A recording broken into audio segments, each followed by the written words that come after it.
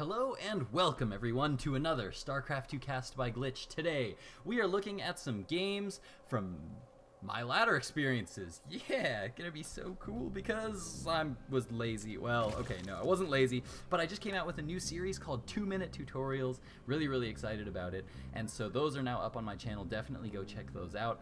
They are an entire series of videos aimed at lower league players and improving just little quick tips to help you improve, and I'm gonna try to come out with them at least once a week, maybe twice a week if I can manage. But at this point I've been spending a lot of time with Sony Vegas trying to get used to the software and learning how to do video editing, so that's kind of been my focus. So today I was like, I don't have time to search for games online, so I'm just gonna cast some of my own games. And I was lucky enough to play 3 ladder games today, and all 3 of them had a spending quotient in the Grandmaster level, and one was against a Terran, one was against a Protoss, and one was against a Zerg. So I was just like, that to me is too much good stuff.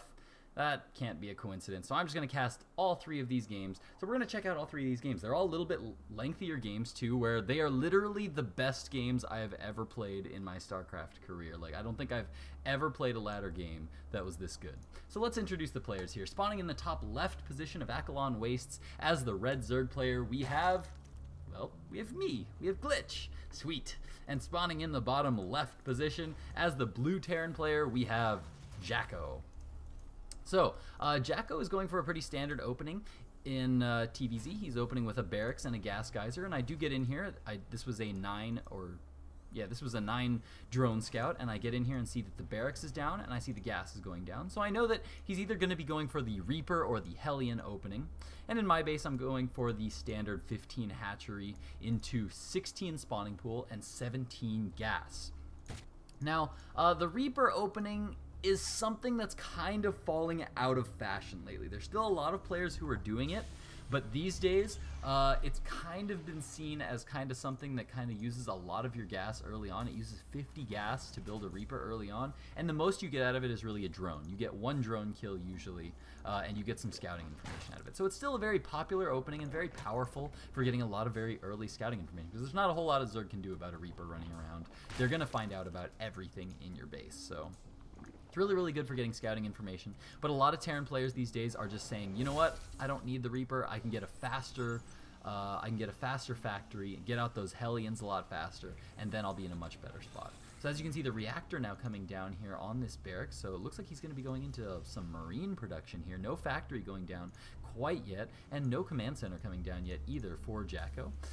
In my base, I'm going to be getting up to 100 gas, and actually the build that I'm doing here is the Roro, one of the Roro ZVT builds, where he goes for a pretty aggressive style, going for a very quick Baneling Roach Ling bust early on. Usually hits around the 9-minute and 30-second mark. And how it works is basically the idea is that you get up just enough gas. Oh, there you go. The Reaper now getting into my main, and looks like he's going to try to pick off a drone. I do have 2 Lings coming out here on the way. I tried to get that one drone out of the way there, but he did end up getting that 1 drone kill. And as you can see now, after he gets that 1 drone kill, the queens come out, and so he can't actually do this. And this is a little bit of mismicro from me here, as I lost control of my Zerglings there, and they go off chasing that Reaper. But they do manage to chase him quite a ways out, which allows me to get enough time to get these queens into position to be able to defend. So back to this Roro ZVT build. Basically how it works is that you mine enough gas to get your Zergling speed started, which I actually didn't do because I was busy dealing with this Reaper over here, but I do have the 100 gas, and I did pull off of gas. So there we go, Zergling speed now going down here. You get up 2 base saturation on minerals, and as your Zergling speed completes, you throw down a Roach Warren, a 2nd gas, and so you're mining on 2 gases. You build 8 to 10 roaches and a whole bunch of lings, and then you build a baneling nest as you move out, and you go for a big bust at the front. You definitely want to be watching your opponent here with this Overlord. Do I see? Yeah, I did poke in here, and I did see that this command center is going down, so I know that this command center is going down. And as you can see, he got up a few Marines, just enough to get them in the bunker, and now he's getting up his factory. And I don't remember if in this game he does go for Hellions or not. That's a very common play to do, however. So I do have this Overlord in both positions for scouting later on. In the meantime, he's just controlling the watchtower, and I'm just trying to get up as many drones as I can. Right now, the harvester count currently sitting at 32 to 24, so I'm in a pretty good spot here, and as you can see now, I'm retaking my gas. Since my Zergling speed was a little bit late, then I'm starting to get on my gas a little bit earlier here. So as you can see, double gas geysers going up, and a Roach Warren here is going to go down here very soon. Note the positioning of the Roach Warren all the way in the back of my base, so it's very difficult for him to scout it. Other good positions would be if you had more creep spread to throw one down in this southern position, something like that. There is a third queen out that you use to start getting some creep spread, and you take a third once your minerals start to get a little bit high, because they will. You'll start to get oversaturated at your natural here, and your minerals will start to get a little bit high. So at this point, I'm just going to be throwing up a lot of Overlords. You see 4 Overlords currently on the way here for me, because I'm trying to be I'm trying to get a nice food supply here so that once this Roach Warren pops, I can make lots and lots of roaches because those roaches just eat up tons and tons and tons of supply.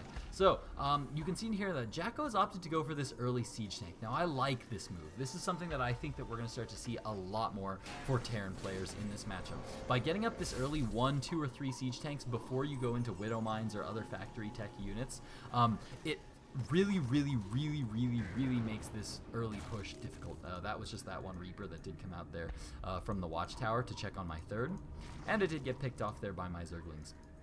But now you can see that I have a bunch of roaches on the way, lots of lings on the way, full out production, Baneling Nest just now being started here, and now I'm going to move out with my lings to clear the watchtower. I don't want him to know that all these roaches are now moving out across the map, because I don't want him to know that there's an attack coming. I want him to think that I'm just going to be sitting back here on my third and droning this third up for as long as possible. So now, with my first set of lings that I made while the Roach Warren is building, I come out here and start to morph Banelings.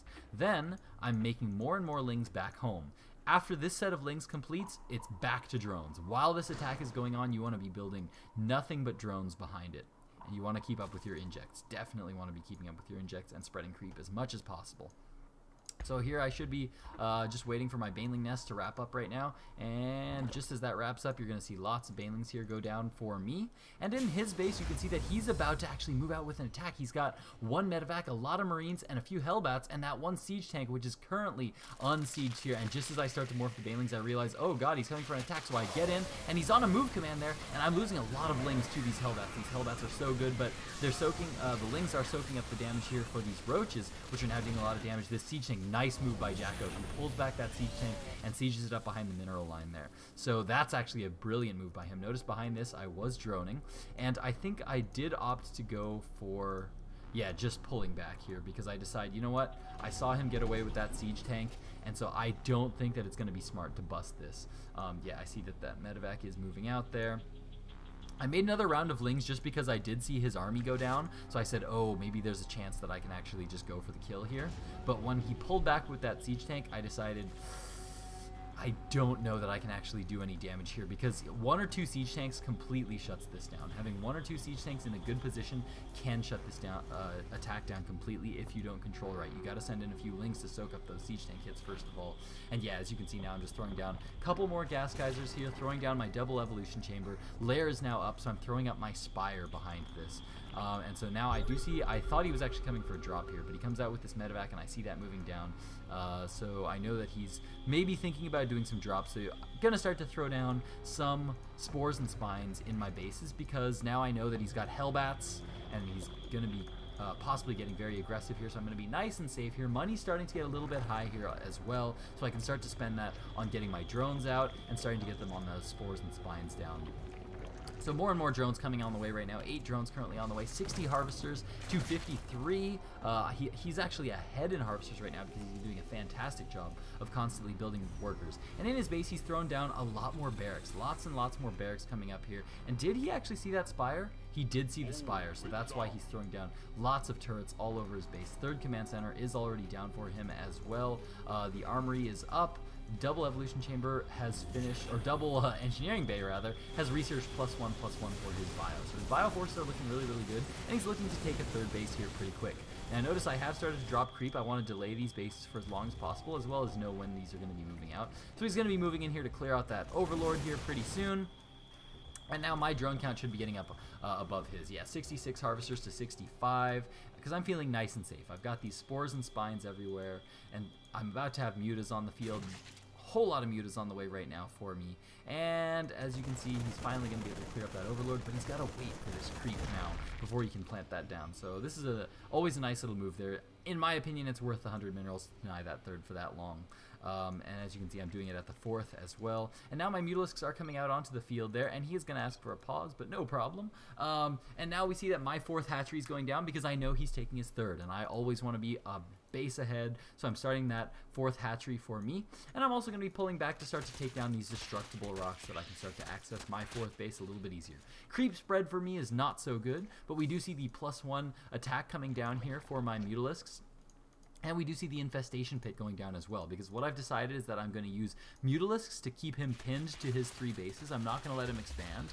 I'm going to get up to my 4 bases, and I'm going to go for really, really fast Ultralisks. That's what I decided to go for, because I know that he's going for fairly heavy bio with Hellbats. I know that my Lings just aren't going to cut it for very long against Hellbats. So I've decided that I'm just going to be going for very, very fast Ultralisks. No upgrades at all. No upgrades coming down for me. I know I got the double evolution chamber, but I opted instead not to go for that. And now you can see he's going for a very, very ground heavy style here. He's got a lot of Marauders and a lot of Hellbats, but not a lot of Marines in the mix here. And I kind of recognized that. I saw him moving out, and I was just kind of like, you don't have a whole lot of Marines here, so I opted to go for a whole lot of Mutalisks. I've got 8 Mutalisks in production here, injects coming down, lots and lots of Lings being produced here, because I've said, you know what, if I can get Banelings and Mutalisks to connect with all of his Marines, my Mutalisks can clean up everything else that he's got. So I'm trying to get into a good position here. I've morphed in a lot of Banelings here, which don't have Baneling speed here yet, and I'm trying to move command through all of these units because I want those Banelings to connect with Marines. I do get a pretty good connection off there, and with my Marines, with my Mutalisks, I start to focus down all of these units here now, and after those go down now, I'm just trying to focus down these medevacs as quick as I can, sending my Mutalisks to chase down those medevacs, using the rest of my reinforcements to be able to deal with the rest of those ground forces. I do manage to pick off all of those Mutalisks, and now I'm in that food supply lead, 145 supply to the 111 of Jako, who now has this base up and running, missile turrets all over the place, so there's not really a whole lot that I can do with my Mutalisks, but he's moving out with another drop here, and I do have the watchtower right now, so I see that drop moving out. I know that that drop is coming across the map here. So I'm gonna hopefully start to pull back with these Mutalisks. No, maybe I didn't see it. It's possible I didn't see it. As I see that he's got a lot of missile turrets here, he's being very, very defensive, and there we go, yeah. So he drops at that Xel'Naga Tower, so I know that that's there, so I'm going to pull back to start to defend against that drop. As you can see, I've got some Mutalisks already up here to start to deal the damage to it, and he's going to, and oh wow, is he actually going to go for that drop? Looks like, yes indeed, he's going to be moving in with these medevacs, and he's going to try to drop him at that third, but I've already got spores and spines on the way here, and I'm just trying to group up my Mutalisks right now, and oh, a few Mutalisks go in a little bit early there, and I do manage to lose one of my Mutalisks. I tried to pull him back there, but a little bit too late there. Drop does end up going down there, and now I'm on a pretty well established 3 bases, up to 72 harvesters to the 71 of my opponent here, who is not mining too much gas here, and I see that another drop is actually moving across on this side too, because he just killed the Zergwing that I had on this watchtower. So now I'm moving down here with these Mutalisks to defend against that. No no +2 attack for my Mutalisks yet, but the Ultralisk Cavern is on the way. It's really, really important for me to get out the Mutalisks right now, because I know he's going for this really, really heavy bio and Hellbat style.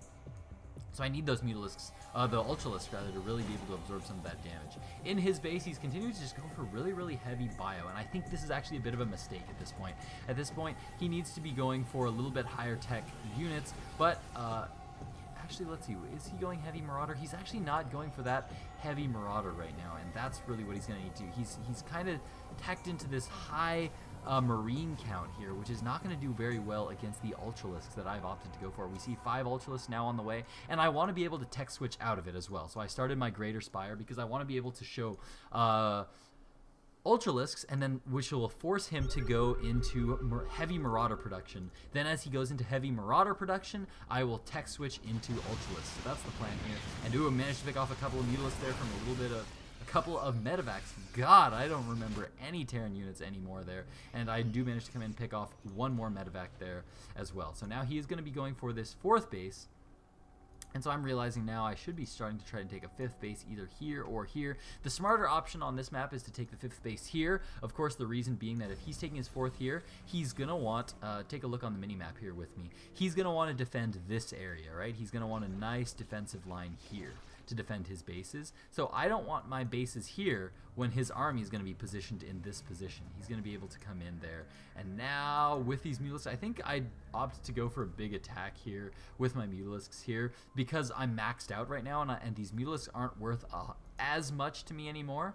I want to try to get a higher number of Ultralisks, and as you can see now that I'm maxed, I am going for upgrades, getting a lot of upgrades. Quick +1/+1, going into +2/+2 immediately, and that Ultralisk armor upgrade is already done. So these Ultralisks are 3-1. I see that his attack is moving out with my badly spread creep here, and now with my Mutalisk, I'm just checking out his army, seeing what kind of army he's got, denying these drops from going down here, trying to go around, pick off that medevac, managed to get one of them full of Marines. Oh, managed to get the second one as well. And now, while all of these units are chasing down his Marines, and I know he doesn't have much in the way of medevacs to be able to heal this army up, I'm now moving in with all of my Lings, Banelings, and Ultralisks here, trying to deal as much damage as I can. He's pulling back to try to get as much as he can, but once again, I'm trying to move in with these Banelings. I want these Banelings to connect with Marines, getting decent connections off there, and now all the Ultralisks are coming in here. Mutalisks now coming in, now that most of the Marines have been picked off here, and I'm now taking this fifth base rather, as my Ultralisks now start to move in here, and I see that there's this siege tank still in position, that hero siege tank,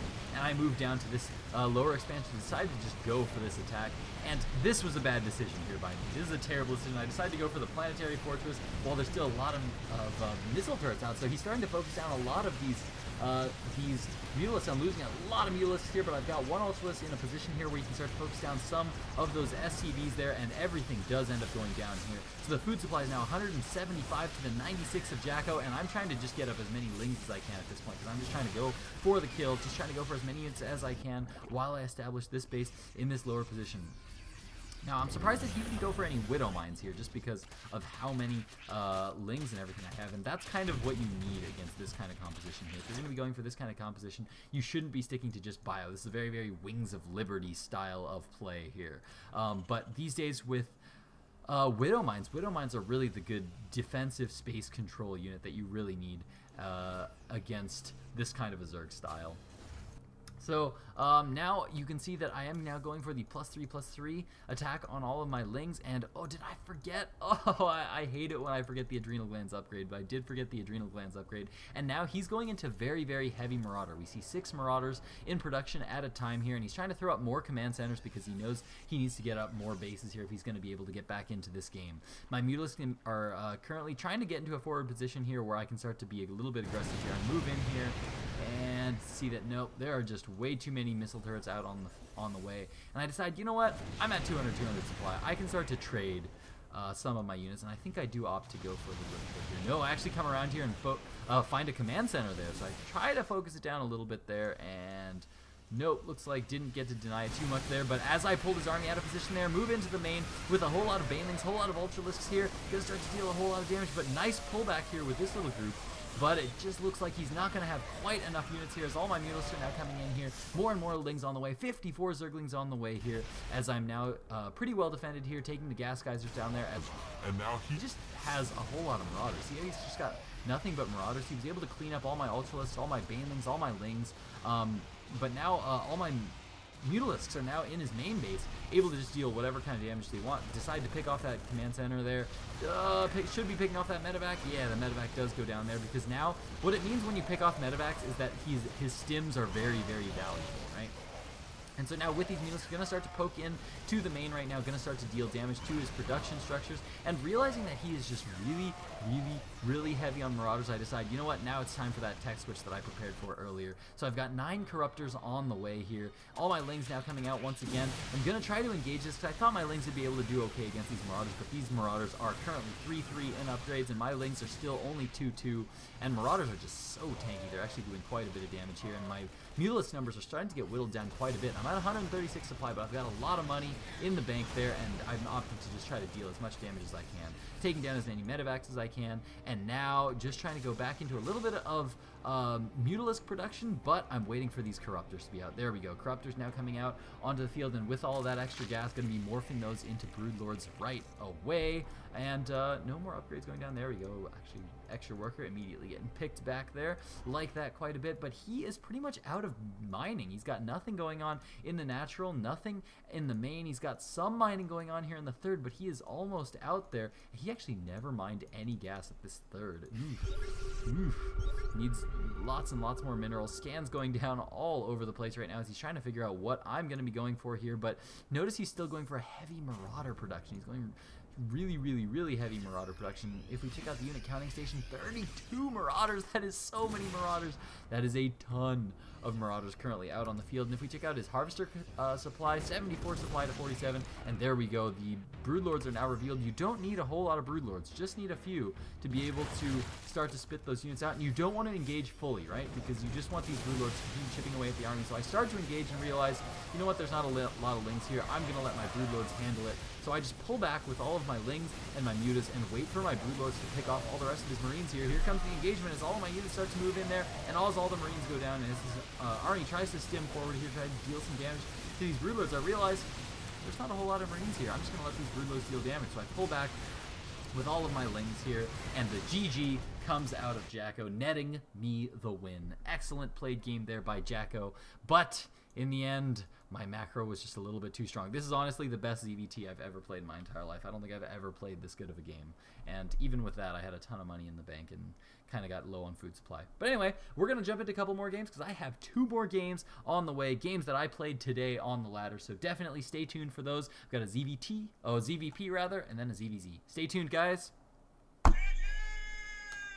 GLiTCH out. Man, that was an awkward pause. I couldn't find my GG button.